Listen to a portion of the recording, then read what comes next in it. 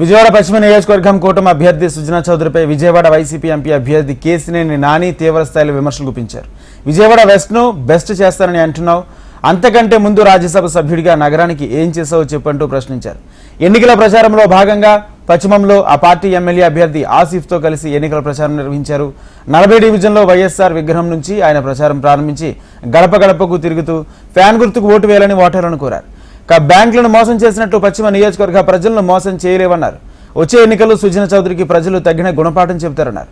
పశ్చిమ నియోజకవర్గం అభ్యర్థి ఆసిఫ్ అత్యధిక మెజార్టీతో గెలుస్తారని ఆయన ధీమా వ్యక్తం చేశారు. అదేవిధంగా విజయవాడ పార్లమెంట్ స్థానం నుంచి మరోసారి విజయం సాధిస్తారని తెలిపారు నాని. ఏమి ఇదంతా నీకు ఇక్కడ సిగ్గు శరం లేకుండా విజయవాడ వెస్ట్కి వచ్చి విజయవాడ వెస్ట్ని బెస్ట్ చేస్తానని స్లోగన్ చెప్తే విజయవాడ వెస్ట్ మీద బ్యాంకుల దాకా పిచ్చోళ్ళ బ్యాంకులు మోసం చేసినట్టు విజయవాడ వెస్ట్ ప్రజలు మోసం చేద్దామనుకుంటాం అనుకో. ఖచ్చితంగా విజయవాడ వెస్ట్ ప్రజలు చాలా విఘ్నులు, రాజకీయ పని చేసిన వాళ్ళు ఎన్నో ఓడిస్తాం ఖాయం. మా ఆసిఫ్ని భారీ మెజార్టీ. నేను ఒకటే క్వశ్చన్ అడుగుతున్నాను సుజనా చౌదరిని. మైనార్టీల్ని బీసీలని మోసం చేసి దొడ్డిదారిలో టికెట్ సంపాదించి వాళ్ళ విజయవాడ వెస్ట్కి వచ్చావు.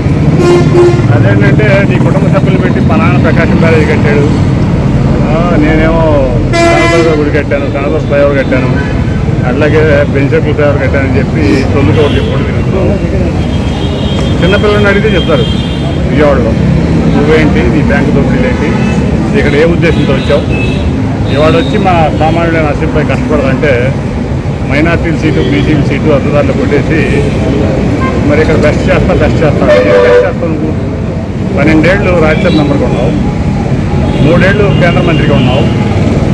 ఈ ఉమ్మడి కృష్ణా జిల్లాకు కానీ ఈ విజయవాడ పార్లమెంట్కి కానీ కనీసం విజయవాడ వెస్ట్కి కానీ నీ వల్ల ఏదన్నా ఉపయోగం జరిగిందా, అభివృద్ధి జరిగిందా, సంక్షేమం జరిగిందా?